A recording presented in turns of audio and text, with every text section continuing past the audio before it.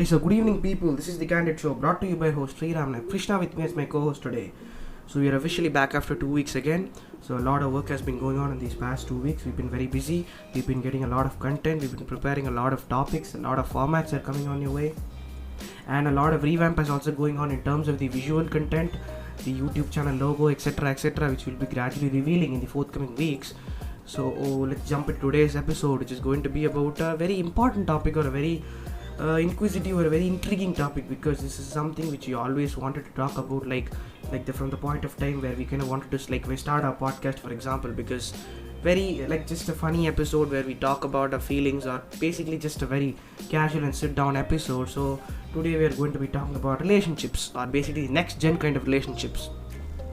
So relationships are we have relationship in our everyday life, for example, because relationships are what kind of help us to go on through life. We are humans because we are social animals, so we crave for any kind of a social connection which we get. So I think relationships are very important in our life. So today we are going to be focusing upon your romantic kind of relationships which are kind of existing in our society these days. So I'm going to discuss about a few, or one or three maybe romantic relationships which are kind of have evolved in this new generation, especially in this Gen Z kind of an era. They have kind of popped out the last decade or so. The very first one which I wanted to talk about is probably the friends with benefits kind of a thing, because I think this is something which has kind of evolved. It has always been there, I guess, but we didn't want to give it a label, because I think this is something which has always been there in our society, because it used to be there in our school days, in our college life, even when we grow up, because this is just a kind of relationship where there are just two friends. They just want to have a good time together, so they are basically good friends. So they have a good count of relationships with each other, but preferentially, or rather the main goal of this relationship is basically that they kind of exchange sexual favors to each other, basically. So that's kind of the baseline of this kind of relationship, and they don't have any kind of strings attached to it. So for example, they don't define this relationship as any. So for example, it does not have any kind of a bound. So both of the people have freedom to do whatever they want. They can talk, they can do whatever they want. So it's a pretty freedom and a pretty open type of relationship, which is kind of makes sense in our current generation also, because we as Gen Zs are pretty much we have a lot of freedom these days. So relationships, when popping out like these, I think there is no surprise in it, I guess. So Krishna, do you have anything to talk about friends with benefits in specialty? So to speak about the friends with benefits, as you told already, these individuals actually know each other, and they don't actually are complete strangers. Actually, they maybe in college, if you take, they know each other well, and they actually only exchange sexual flavors between them, and they don't actually sit and express one's feelings with other. So that is not the case according to the friends with benefits. And here you can see that this type of relationship is actually present in countries like US. So in India, you can see it is actually present, but it is not widespread to be common. So it is not present everywhere we see. So it is present, but it is very rare. Yeah. So it is due to this we can't actually see its occurrence in the common society. So this is mainly because I see is that many taboos and rules, and that our country is completely full of different religions and caste, and many taboos and rules. Yeah. So etc. So there is a complete set of rules in a country according to all these western countries like US. So if you see US, they have all the independence to do whatever they want. So they don't actually see it as a big crime or big issue in their country. So it is a very normal happening thing in countries like US and other countries. So considering India, we have many religions, as told before, and the parents mainly don't accept all these kind of relationships, and except the parents, all the society in general actually doesn't accept this type of relationship. So all this relationship is it is present, but not very common. So it is widespread. Yeah. So it is not widespread, so it is very rare to see. So that is what is about the friends with benefits in common. So this is kind of the upcoming kind of relationship, I guess. I think we'll get to see more of this probably in the near future. So talking about the next kind of relationship, I think this is the kind of they called as hookup culture in general, which I think this term is basically coined by most of the Western countries, most of the third world countries, because this term kind of like refers to kind of means a lot of ways. But I think one way you can interpret it is that they're basically two strangers and they just basically meet for example at any point of day or night, whatever, and they just exchange sexual favors and they just leave. They're just two complete strangers and they have no contact with each other. So that's basically called as hookup. And this is the kind of thing which is kind of like actually very common and very prominent in the Western countries, especially because they are generally Western countries tend to be more of a broad and open-minded kind of a people. Even though they are religious people, even in Western countries, they don't tend to be very closely attached to their spiritualization or norms, etc., etc. They just tend to be very free. They just do whatever they want in general, I guess. So this is just a side effect. These kind of relationships are just like a side effect of those kind of norms, I guess. And obviously these kind of relationships will never even be like kind of a thing in India, I guess. Or even if they are, they'd probably be kept in secrecy by most of these people, because obviously our Indian society is very judgmental for the most, because obviously you do anything out of the ordinary, people start to judge you, people start to look like you're an alien or something like that.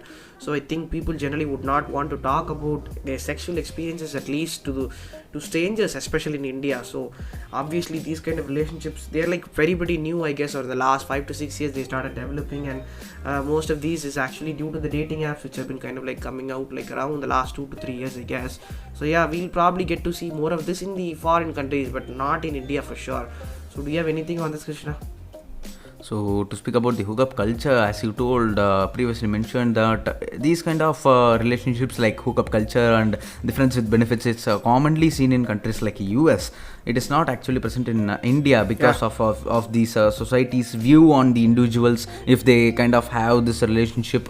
Even like LGBTQ is like kind of not accepted by all community of India. So like all they kind of see the individuals as the aliens.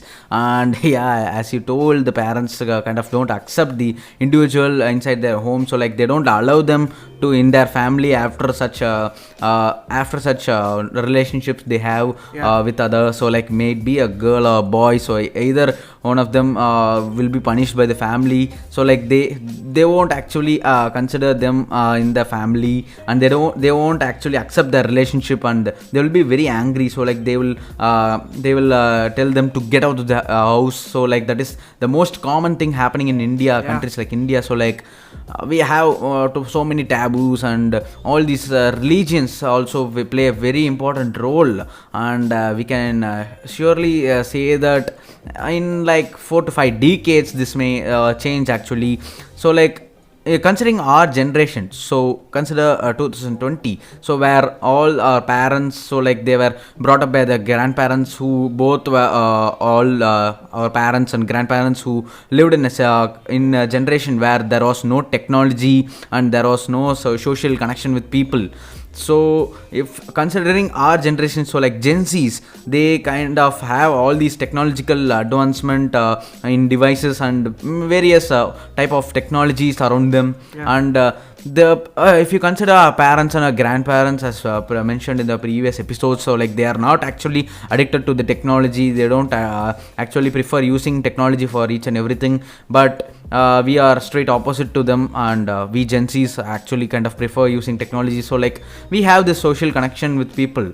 So and all these kind of relationships were like it was seen like a crime in the period of our parents and our grandparents. So that is the reason why our parents kind of put the kind of influence all these kind of rules in our life. So like in our childhood, so like we must grow accordingly to the rules and norms according to the religion. So like we shouldn't actually intercaste marriages. So like there's lots of rules in India. So like there are various rules if you see. So this may actually change in a decade or two or three decades, as we Gen Zs would become the parents of the upcoming generation. So like we may be lenient to the kids, or like we may be accepting all type of marriages or like love marriages more than our parents did to us. So yeah, speaking about the hookup culture, it is about the complete two strangers actually meeting their sexual needs with each other. So like they don't actually sit and express their feelings with one another. It is kind of similar to the friends with benefits, but if you kind of differentiate both, the friends with benefits kind of the individuals know each other, and this is hookup culture is about two different strangers who only meet to have exchange in sexual flavors. Yeah. So that is the main type of two types of relationships about in a society, present in a society, and I hope this changes in the future. Yeah. Yeah, definitely, Krishna. Because if you think about it, there's there's been a big evolution of relationships ideas or the terminologies you're given to it. Because I think when you think about relationships like in the past 2 or 3 years, or probably the past 2 or 3 decades, for the instance, you would have never even thought that these kind of relationship would be in existence, or like something like this would even exist. Because for example, if you'd have thought of hookup culture, for example, if you ask our grandparents that these kind of relationship would have existed, I think their answer would be no. Obviously, they would have not even had an idea as to these kinds of relationship would exist, at least in their children's time. So I think this is very unique and pretty weird actually to think about it, because obviously we are kind of changing, we are kind of breaking bounds, we kind of discard new things as we grow up, and probably I don't know what the upcoming generation has in store for them, because obviously there's going to be new things again, there's going to be new kind of, and technology kind of helps all of these, I guess, in one way or the another, because technology is kind of like the main driver for most of these relationships especially. So yeah, as we talk about technology, the next kind of relationship is kind of close related to technology, which is basically long distance relationship. So again, this kind of relationship, again, this is I think very recent actually. I think this has been in existence for about, again, like the 4 to 5 years, especially since the audio video call and like stuff like that actually start to become very more famous. So that's time, I think that's the approximate around of time where long distance relationship kind of became more and more popular and prominent, I guess, just because of the fact that two strangers, when they meet across any kind of social media platform, for example maybe Facebook, Twitter, Instagram, etc., and they just develop some kind of a connection, that may be love, that may be some kind of romantic relationship or whatever it is. Obviously they don't give labels to it, and they just keep talking through any kind of social medium. So they might call them every day, they might have audio video calls, etc., and obviously they don't know where the relationship is going to take them, but most people generally elevate it to have some kind of a romantic relationship. So they basically have this kind of a relationship on an online platform, which is, in my opinion, not the best way to kind of have a relationship, because obviously you lose a lot of things which a relationship kind of needs, is the kind of the touch, a personal touch, going out with one another, that spending the quality time, and all of that things is just basically ignored. So obviously you do not get the same kind of experience as you would when you would normally date a person, but still I think there is some amount of closeness to have an online dating, I guess, because you still talk to one another, you still have that regular kind of conversation, but obviously you do need a lot of a commitment. There's commitment issues always in these kinds of relationships, because obviously one or the other partner kind of gets bored or does not have that much amount of patience to go through with them, and obviously meeting them is like once in a year kind of an occurrence, and that kind of depends on the person. So it's a very difficult kind of relationship, but people still have actually somehow had good amount of commitment in these kind of relationships, these, and also have given good amount of success rates. So obviously these kinds of things will definitely be more and more only into the future. Obviously even in India, these kind of things would just like not a very rare sight to be seen, because obviously there's nothing wrong with this, you just interact with the person, but that kind of an interaction medium is through online mode, so I don't see anything wrong with it. So what do you think about this, Krishna? So to speak about the long distance relationship, the individuals actually, as you told, they meet up in the social platforms, so like Instagram or maybe Twitter or Snapchat. So like all these using all these media, so like they kind of have a conversation, and that becomes later on romantic, and they kind of fall in love with each other, and such type of relationship actually doesn't last long, because the most of the relationships actually require commitment. And if you see that the career and all the etc and many other stuff, so like it is very hard to actually manage your real time issues, and so like there is actually no time for the individuals to look after each other. So like that is the main problem I see in long distance relationships, that they don't get to know about each other completely. So like they have to believe what they actually say about themselves and their family and their situation, etc., etc. So like they don't get to see them physically and know about them more. So like that is not actually possible in long distance relationship. So like if you consider other type of relationships, they kind of meet each other at regular intervals. So like they are in the same society, so like in the same city or the state. So like that is the case in other type of relationships. But considering long distance relationships, the individuals are in the part of these different parts of the country, or like different countries maybe. So like that is very hard for them also to actually continue the relationship in them. So like it is very hard. So like as you know that they can't see each other regularly. So the only platform to converse with them is only through all these social medias and video calls and messaging, etc. So that is the main problem I see considering the long distance relationship. And I don't think most of the individuals have commitment towards these kind of relationships, and they don't have patience most of all. And if you see that they kind of don't know each other completely, so that is the very big problem. And they also don't know, as you told, this relationship, where is it going to end, and will they actually marry each other. So that is a very big question mark in considering all these types of relationships. Yeah, definitely, Krishna, because if we think about the longevity of any kind of relationship, I think these long distance relationship things definitely don't work out, at least in my opinion, because as you told, there's just a lot of obstacles, there's just a lot of things you have to consider, a lot of effort is required from both the sides. And I don't think the Gen Z or any kind of generation would be have such levels of persistence to maintain that kind of relationship, even though it may be kind of like it may be the one, or you may even find the person who you're like who you're destined to be with. I still think that is not going to work. It still does not there's still, obviously there are a lot of real world rules and things which you have to kind of understand, go through. You have to, there's just a lot of effort, a lot of hard work. I don't think there is persistence or longevity in these kinds of relationships. So Sriram, I want to ask you is that what do you think about the religion as a very big barrier in all these kind of relationships? Yeah, definitely, Krishna. I think religion has kind of like transformed, or it has always been like this way, I guess, because it has been like such a dominant kind of factor in any kind of relationship or anything in our life. For example, because India especially is a very, very highly religious country. We praise our religion, we have such high regards for our religion, and that is all fine.